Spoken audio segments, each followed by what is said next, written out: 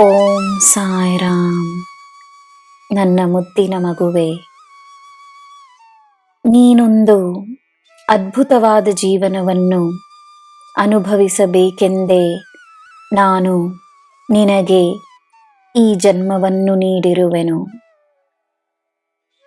ನಿನ್ನಿಂದ ಅದ್ಭುತವಾದ ಕಾರ್ಯಗಳನ್ನು ಮಾಡಿಸುತ್ತೇನೆ. ಸರಿಯಾದ ಸಮಯಕ್ಕಾಗಿ ನಾನು ಕಾದುಕೊಂಡಿರುವೆನು.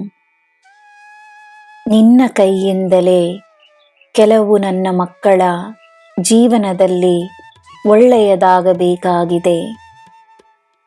ಅವರ ಜೀವನದಲ್ಲಿ ಬೆಳಕನ್ನು ತರುವ ಕಾರ್ಯ ನಿನಗಿದೆ.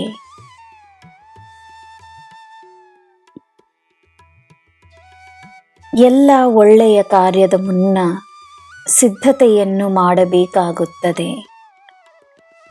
ನಿನ್ನನ್ನು ನಾನು ಜೀವನದ ಒಂದು ಉತ್ತಮ ಸ್ಥಾನಕ್ಕೆ ಕರೆತರುತ್ತೇನೆ. ನಿನ್ನ ಜೀವನ ನನ್ನ ಹೊಣೆ.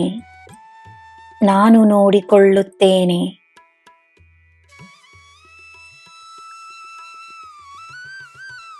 ನಿನಗೆ ಮೋಸ ಮಾಡಿದವರ ಬಗ್ಗೆ ನೆನೆಯುತ್ತಲೇ ಇದ್ದರೆ ಅದರಿಂದ ಚಿಂತೆ, ದುಃಖ, ನೋವೇ ಸಿಗುತ್ತದೆ.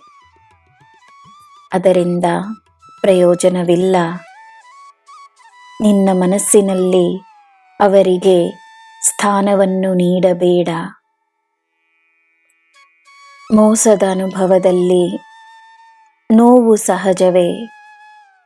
ಆದರೆ ಆ ನೋವಿನಿಂದ ಹೊರಗೆ ಬಂದಾಗ ನಿನಗೆ ಬೇಕಾದ ಸುಂದರವಾದ ಜೀವನದ ಅನುಭವ ನಿನಗಾಗುತ್ತದೆ. ಆದದ್ದನ್ನು ಮರೆತು ಧೈರ್ಯವಾಗಿ ಮುನ್ನಡೆ.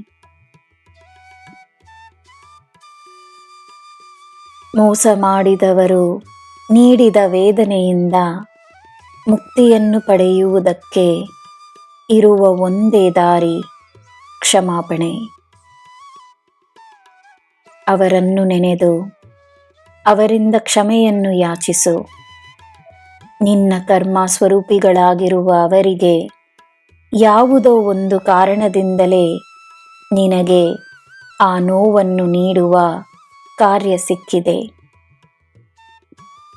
ನನ್ನ ಮೇಲೆ ನಿನ್ನ ಭಾರವನ್ನು ಹಾಕಿ ನನ್ನ ಮೇಲೆ ದೃಢವಾದ ನಂಬಿಕೆಯನ್ನು ತೋರಿಸಿ ನೀನಿರುವ ಸ್ಥಳದಿಂದಲೇ ನಿನ್ನ ಕಣ್ಣುಗಳನ್ನು ಮುಚ್ಚಿಕೊಂಡು ಕೈ ಮುಗಿದು ನಿನ್ನ ಮನಸ್ಸಿನಿಂದಲೇ ಅವರಲ್ಲಿ ಕ್ಷಮಾಪಣೆಯನ್ನು ಯಾಚಿಸು.